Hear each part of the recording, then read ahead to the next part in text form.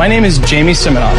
Introducing the Doorbot, the first ever video doorbell built for the smartphone. Let's just say this is your house in Dallas. Now, just like a regular call, when someone rings the Doorbot, you can see them and decline if it's someone that you don't want to talk to, or accept and say hello to your visitor.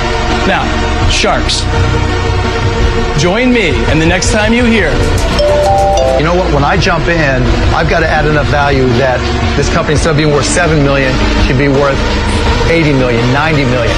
I just don't see the progression, and for that reason, I'm out.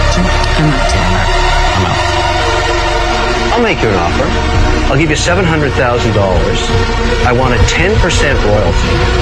That drops down to 7 after I recoup the $700,000, and I get 5% of the company's equity today.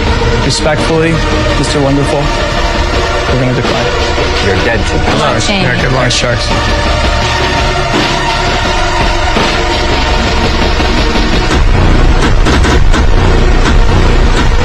Sharks. Well, well, well. I was the only one that believed in you. Right here, buddy. Let's go to work.